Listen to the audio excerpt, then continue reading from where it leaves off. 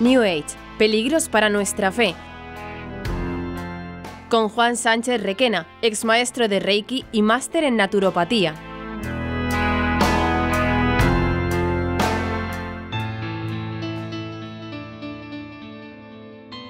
Hola amigos, bendecido día nos ha regalado el Señor. Hoy voy a hablaros de la organización de constelaciones familiares, para que tengáis elementos de juicio y podáis discernir con más conocimiento si sus enseñanzas y propuestas son acordes a nuestra fe.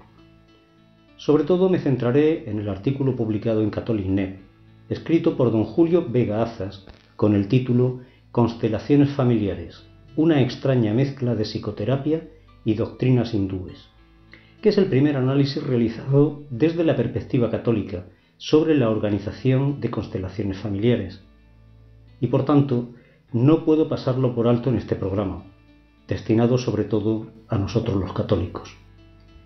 Don Julio de Vega Azas es un sacerdote español del Opus Dei, doctor en teología y licenciado en Derecho, miembro de la Red Iberoamericana de Estudio de las Sectas, RIES, y autor del libro El complejo mundo de las sectas, editado por Grafite en el año 2000. En su estudio nos dice, y cito textualmente, que pueden verse hoy algunos montajes que se presentan con una cara comercial y un cierto tufillo de fondo religioso.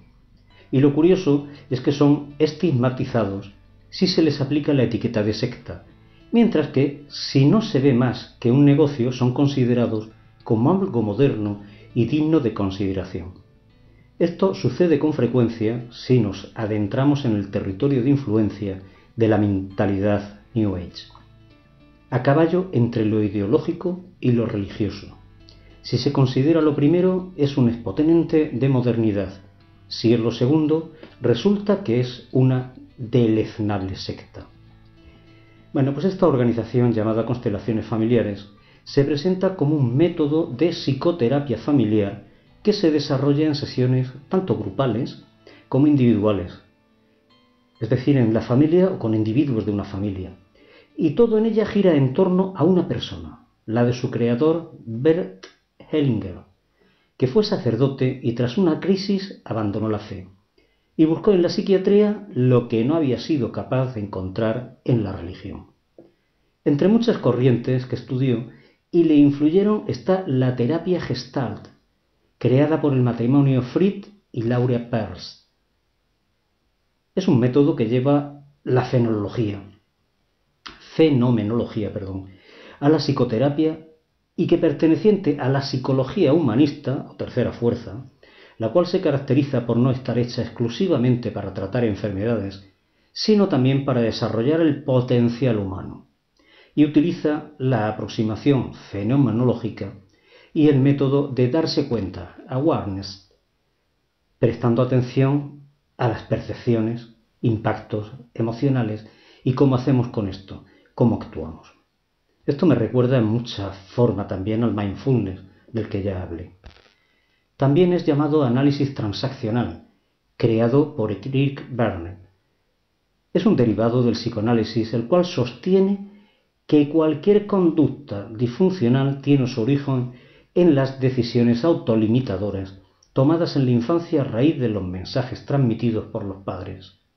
El individuo crea, de este modo, lo que Berne llamaba el guión vital, y la obvia tarea del psicoanalista es aflorarlo, modificarlo para extirpar las disfunciones. Hellinger acepta este origen familiar, pero lo atribuye a traumas familiares, no necesariamente de los padres, que pasan a formar parte del inconsciente colectivo familiar.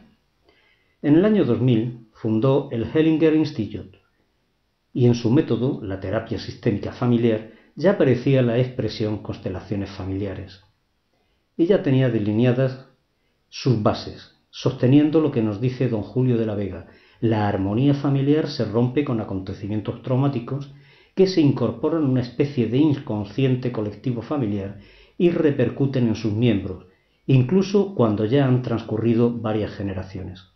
En sesiones preferentemente colectivas con familiares, se trata de hacer aflorar todos los hechos generadores de ruptura, asumirlos y recomponer la armonía familiar necesaria para la salud psíquica personal, de forma que el entorno familiar vuelve a ser una verdadera constelación armónica a semejanza de las estelares.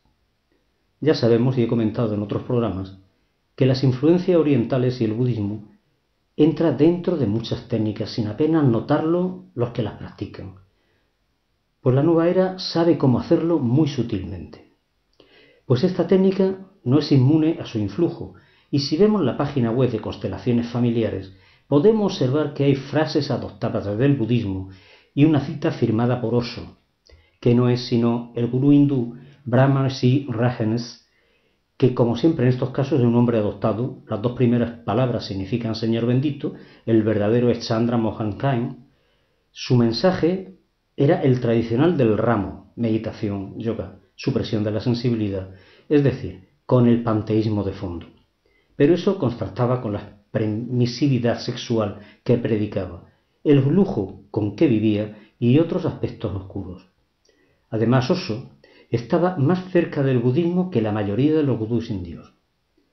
Había tenido contactos con destacados exponentes de la New Age, como el llamado movimiento del potencial humano.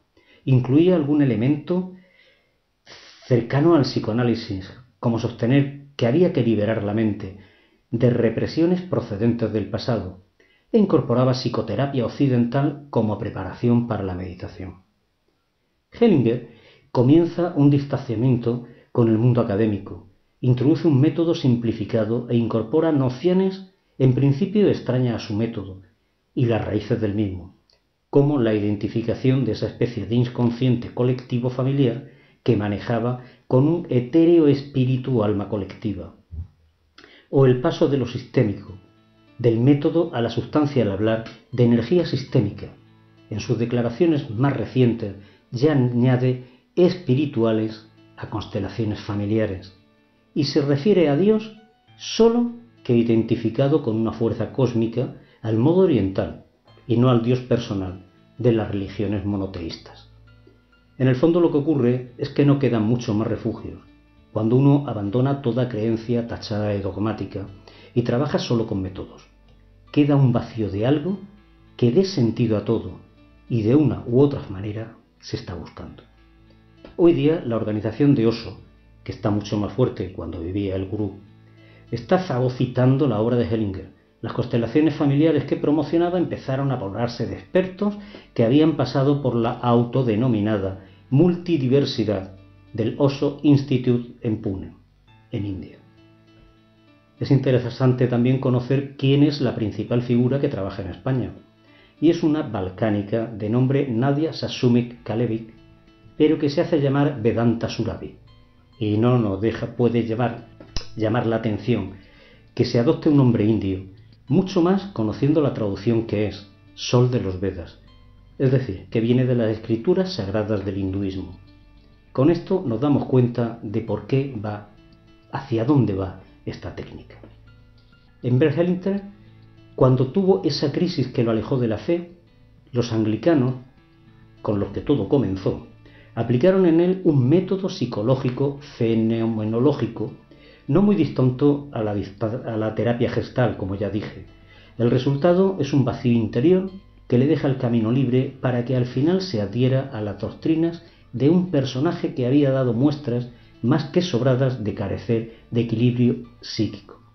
Y en cuanto a la segunda corriente mencionada, el análisis transaccional, tenemos asimismo un buen ejemplo de lo que puede dar de sí la supresión de toda autolimitación de origen en los padres, o sea, cualquier educación, con la figura de un hombre que se crió lejos de sus padres, con unos abuelos permisivos que no le ponían traba alguna, y creó así su propio guión vital. Chandra Mohan Khaim, también conocido como Rajanesh, también conocido como Osho. Veamos brevemente en qué consisten las constelaciones familiares. Bueno, pues son básicamente una especie de juego de rol en donde los participantes asumen un papel familiar unos respecto a otros, que no suelen tener. Para unos es una técnica que permite actuar al inconsciente colectivo. Para otros es el espíritu o energía familiar la que actúa. Pero a la hora de la verdad tampoco importa mucho, pues los posibles elementos requieren una especie de mente, espíritu o entidad colectiva que no se sabe de dónde puede salir ni cómo puede operar. En cuanto a una especie de alma colectiva, pues la evidencia misma de la individualidad de la persona la rechaza, por mucho que se quiera hacer derivar de misteriosas percepciones del espíritu cósmico. Es decir, todo esto es muy cercano a lo que sostiene el hinduismo sobre disolver el yo en el espíritu cósmico. Vamos a hacer unas puntualizaciones para ir concluyendo este programa. Si buscamos en publicaciones científicas para avalar esta técnica, se encuentran 25 casos informados por el fundador, pero sin la descripción metodológica. Hay una gran falta de evidencia clínica y una muy pobre disponibilidad de referencias bibliográficas. De unos 330 libros, el 90% citan trabajos de un mismo autor, más allá de los 4 libros que escribió Bert Hellinger. Este método conduce a movimientos del espíritu o del alma, es decir, no se sabe ni ellos mismos cómo funciona. En sus declaraciones más recientes añade espirituales a constelaciones familiares y se refiere a Dios, como ya dije antes, identificándolo como fuerza cósmica al modo oriental y no al Dios personal, al Dios Padre que nosotros conocemos. Amigos, sin duda heredamos muchas cosas de nuestros padres, no solo la apariencia física, sino también en lo psicológico y espiritual. Sin embargo, cada persona, aunque se parezca a otros de su familia, tenemos también nuestras diferencias. Cada ser humano somos único. Y tener influencias de familia no significa que estemos encadenados al pasado. Dios nos ha dado libertad para luchar y mejorar. Solos no podemos lograr la liberación del alma. Es por eso que Cristo vino a romper las cadenas del pecado y hacernos hombres nuevos. Él lo hará si cooperamos con su gracia, y esta liberación incluye las malas influencias familiares. El proceso de cambio puede ser rápido o lento, pero con la gracia y el esfuerzo personal, todos podemos abandonar las malas tendencias y crecer en virtud. La Iglesia Católica siempre ha sostenido esta enseñanza. Por tanto, ateniéndonos al magisterio de la Iglesia, es importante que al proceso de curación no se le introduzcan prácticas que nos puedan alejar de nuestra fe, como es el caso. Os recomiendo volver a escuchar el podcast en el que hablé de los documentos de la Iglesia, y si os pica más el gusanillo, por saber más, pues ir leyéndolos para conocerlos un poquito más a fondo. Amigos, me despido hasta la próxima semana. Gloria a Dios, que Él os bendiga y nuestra Madre os proteja. Rezad por mí.